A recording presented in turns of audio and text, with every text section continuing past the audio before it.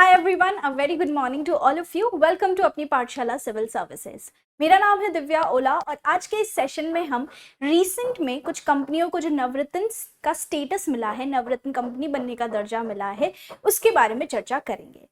तो अगर हम बात करें तो हाल ही में देश की चार बड़ी कंपनी, वो चार बड़ी कंपनी कौन कौन सी है? So we have SJVN, NHPC, SECI और रेलटेल। तो चार बड़ी कंपनियों को यहाँ पर नवरत्न का दर्जा दिया गया है और जिसकी वजह से शेयर मार्केट में उनके जो शेयर प्राइजेस हैं उनमें भी करीबन 5.2% का यहाँ पर उछाल दिया है। तो अगर हम देखें तो ओवरऑल, क्योंकि ये जो कंपनीज है ने इंडियन गवर्नमेंट ने नवरत्न का दर्जा दिया है, तो इनके शेयर प्राइजेस में उछाल आया है। तो टॉपिक हमारे लिए इंपॉर्टेंट हो जाता है क्योंकि हमें ये समझना होगा कि नवरत्न कंपनियां होती क्या हैं, क्या कोई और तरह की कंपनी भी होती है जैसे कि मिनी रत्न या महारत्न। तो इन सब के बारे में डिस्कस हम करेंगे। सबसे पहले अगर हम बात करें तो जो डिपार्टमेंट ऑफ पब्लिक एंटरप्राइजेज है, जो मिनिस्ट्री ऑफ फाइनेंस के अंदर आता है, ये नोडल डिपार्टमेंट है इन सारी कंपनीज का। सबसे पहली बात, ये सारी कंपनीज पब्लिक सेक्टर यूनिट्स होती है, मतलब they are public companies, government companies ये होती हैं। तो ये किसके अंदर आती हैं? They are central public sector enterprises, जिसके अंदर नवरत्न कंपनीज भी आ रही हैं। और इनकी जो नोडल डिपार्टमेंट या एजेंसी है वो है डिपार्टमेंट ऑफ पब्लिक एंटरप्राइजेज, जो CPSEs को रेगुलेट करती है और फाइनेंस मिनिस्ट्री के तहत ये अपने यहाँ पर इंक्लूडेड है। तो अब अगर हम बात करें तो आगे अगर हम जाने कि मिनी रत्न, महारत्न और नवरत्न में क्या फर्क है, इन चार कंपनीज को नवरत्न का दर्जा मिला है, but there are some other companies as well. तो सबसे पहले अगर हम बात करते हैं तो मिनी रत्न और नवरत्न दोनों ही तरह की जो कंपनीज हैं, इनकी शुरुआत हुई थी 1997 के अंदर।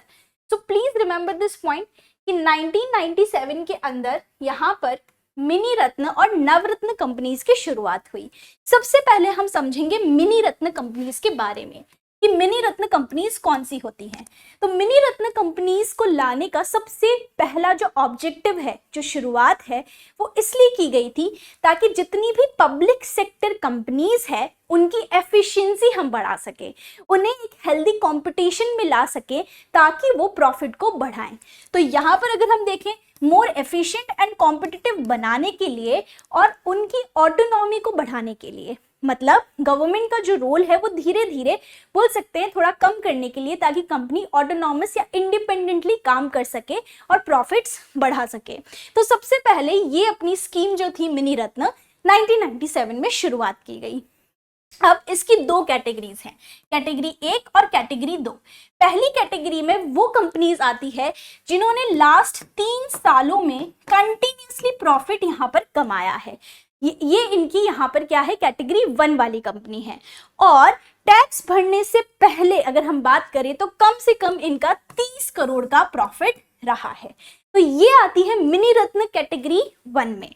मिनी रत्न कैटेगरी 2 में इतना है कि लास्ट 3 ईयर तक इन्होंने कंटिन्यूसली प्रॉफिट कमाया है और नेटवर्थ जो है वो भी पॉजिटिव है, मतलब डिक्रीजिंग या फ्लक्चुएट नहीं है।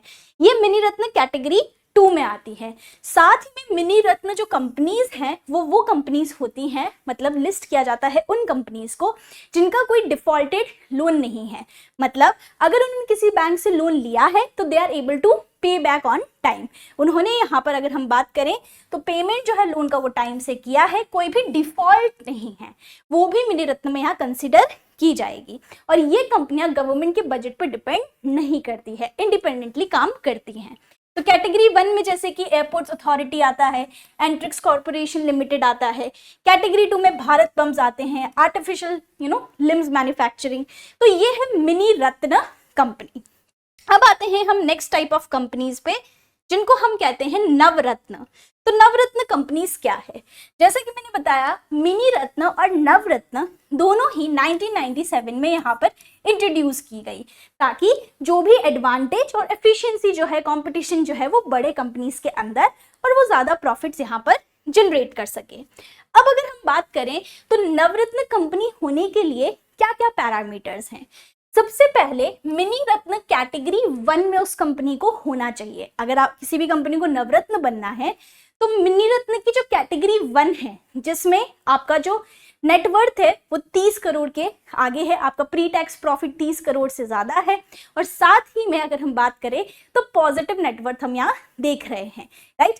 तो 3 साल से प्रॉफिट होना चाहिए। तो मिनी रत्न कैटेगरी 1 वाली कंपनी होनी चाहिए, शेड्यूल ए में आनी चाहिए CPSE की, जो पब्लिक सेक्टर एंटरप्राइजेस है उसके शेड्यूल ए में वो कंपनी लिस्ट होनी चाहिए, और बहुत अच्छी रेटिंग होनी चाहिए उस कंपनी की अकॉर्डिंग टू इट्स वर्क, और वो भी 5 साल की रेटिंग, राइट। और साथ ही में अगर किसी कंपनी को नवरत्न बनना है तो उसे 6 परफॉर्मेंस पैरामीटर पे भी जज किया जाता है, जैसे कि उसकी नेट प्रॉफिट टू नेटवर्थ क्या है, man power cost, total production जो वो कर रहे हैं उससे रिलेटेड क्या है, डेप्रीशिएशन से पहले प्रॉफिट क्या है, टैक्स भरने से पहले प्रॉफिट क्या है, इंटरेस्ट और जो टैक्सेस टू टर्नओवर उनका क्या प्रॉफिट है, पर शेयर अर्निंग कितनी है उनका, उनके सेक्टर में क्या परफॉर्मेंस रहा है। तो ये नवरत्न अगर कंपनी बनना है उसके लिए शेड्यूल्ड पैरामीटर्स हैं।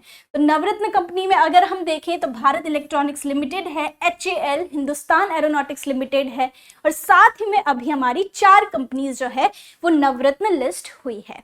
कैसे लिस्ट हुई है? अगर उन्होंने ये पैरामीटर्स फुलफिल किए हैं। ये रही हमारी नवरत्न और मिनी रत्न कंपनी से रिलेटेड जो भी पैरामीटर्स यहाँ पर इंक्लूडेड हैं। अब आती है आखिर में महारत्न कंपनीज। अब महारत्न हम लेकर क्यों आए? देखिए, तो जैसे जैसे 1997 के बाद कंपनीज को इतनी ऑटोनॉमस मिली, इंडिपेंडेंस मिली, तो वो प्रॉफिट अच्छा बनाने लगी, और जो 30 करोड़ का मार्जिन कहीं ना कहीं था कैटेगरी 1 में आने के लिए, उससे भी ज्यादा यहाँ प्रॉफिट बनने लगा। तो हमने एक नई कंपनी, नई टाइप ऑफ कंपनी या कैटेगरी की शुरुआत करी, राइट, जिसे हम कहते हैं महारत्न कंपनी, जो कि 2010 में शुरू हुई। ये चीज आपको ध्यान रखनी है, जो कि मेगा मतलब बड़ी जो सेंट्रल पब्लिक सेक्टर एंटरप्राइजेस है उनको यहाँ पर एम्पावर किया गया ताकि वो इंटरनेशनल लेवल पे भी ऑपरेट कर पाए।